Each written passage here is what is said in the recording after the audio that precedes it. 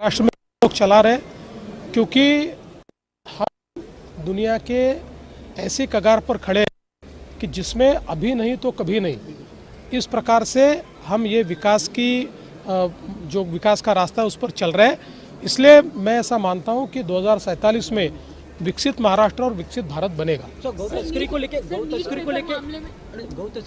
जिस प्रकार से गौ तस्करी का मामला सामने, महाराष्ट्र सरकार उन आरोपियों के खिलाफ किस प्रकार से कार्रवाई की? क्या मकोका के तहत कार्रवाई होगी? देखिए, हम लोगों ने पहली बार मकोका अप्लाई किया हुआ है और मेरा विश्वास है कि कोर्ट की स्क्रूटिनी में भी ये बिल्कुल जायज़ होगा और इस प्रकार से अगर कोई करेगा तो उस पर मकोका लगेगा। सर, अल नीनो को लेकर भी काफ़ी चिंता जताई जा रही है, क्या कोई प्रोएक्टिव मेजर्स लिए जाएंगे महाराष्ट्र लोगों? देखिए, अल नीनो के चलते हम लोगों ने एक बृहद प्लान तैयार किया है। चूँकि अल नीनो के कारण सेक्टोरली अलग अलग प्रकार से बारिश होगी, कहीं बारिश का डेफिसिट बड़ा भी हो सकता है।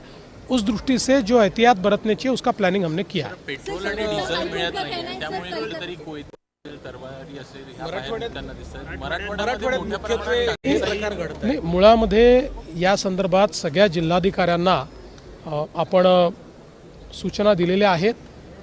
पेट्रोल, डिझेल आणि विशेषतः डिझेल, कारण आता शेती करताही लोक काही डिझेलचा वापर करत आहेत, त्यामुळे आपण त्या प्रकारचे आदेश दिलेले आहेत की त्यांनी स्वतः लक्ष घालून याचं नीट प्लॅनिंग करून कोणाला होर्डिंग करू देऊ नका, साठेबाजी करू देऊ नका। आवश्यकतेनुसार त्या ठिकाणी डिझेल मिळालं पाहिजे याचा प्रयत्न चाललेला आहे। काही ठिकाणी निश्चितपणे तणावाची स्थिती तयार झाली आहे, पण ही काही सर्वदूर तणावाची स्थिती असं नाही आहे।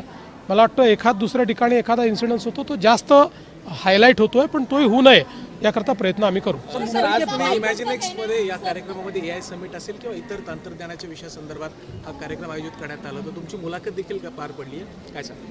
इमॅजिनेक्स्ट हा एक अतिशय महत्त्वाचा इव्हेंट या ठिकाणी होतोय आणि AI आणि टेक्नॉलॉजीशी संबंधित अनेक लोक या ठिकाणी आले आहेत। मला देखील निमंत्रित करण्यात आलं होतं। मी या कार्यक्रमामध्ये AIच्या ॲडॉप्शनच्या संदर्भात महाराष्ट्र काय करत आहे या मी सांगितलं, कारण आपल्याला कल्पना आहे की आता ही जी काही AIची वेव ही होऊ शकत नाही, पण त्या वेववर आपण त्या लाटेवर आरूढ होऊन आपल्या सामाजिक आर्थिक परिवर्तनाची जी लढाई आहे तिला गती देऊ शकतो, त्याला स्केलवर नेऊ शकतो।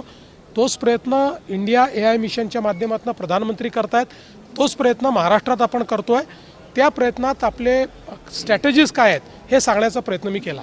तुम्ही असं देखील म्हणालात की ज्या पद्धतीने महाराष्ट्राची अर्थव्यवस्था वाढते, 2 ते 3 वर्षामध्ये दुबई आणि इतर काही देशांच्या सुद्धा अर्थव्यवस्थेला, सिंगापूरला सुद्धा आपण मागे टाकू असं तुम्ही म्हणाला। निश्चितपणे आता आपण $660 बिलियन अर्थव्यवस्थेमध्ये आहोत आणि आत्ता जो आपला ग्रोथ रेट आहे हा ग्रोथ रेट जर पुढचे 2 ते 3 वर्ष आपण कायम ठेवला तर आपण सिंगापूर आणि UAE यांच्या अर्थव्यवस्थेच्या साईजला मागे टाकू शकतो, अशा प्रकारची स्थिती आहे। दुसऱ्या बाजूला सर, राज्यामध्ये निवडणुकांचा पुन्हा एकदा माहोल पाहायला विधान परिषदा असतील किंवा राज्यसभांची सुद्धा निवडणूक आता सकाळी जाहीर झाली आहे। 2 जागा ज्या खरं तर महाराष्ट्रातून सुनेत्रा पवारांचा राजीनामा झाल्यानंतर जी रिक्त झाली होती, या संदर्भात निवडणुकीचा कार्यक्रम जाहीर झाला नाही, ठीक आहे, त्या संदर्भात राष्ट्रवादी काँग्रेस पक्ष निर्णय करेल आणि आमचं त्याला पूर्ण समर्थन असेल। त्या जागेवर मला वाटत नाही की निवडणूक फार कोणी लढेल, कारण आमच्या जो सत्ता पक्ष म्हणून 2 वोट्स त्या ठिकाणी आहेत, त्यामुळे एकदा कॅन्डिडेट ठरला की त्याची पुढची कारवाई होईल।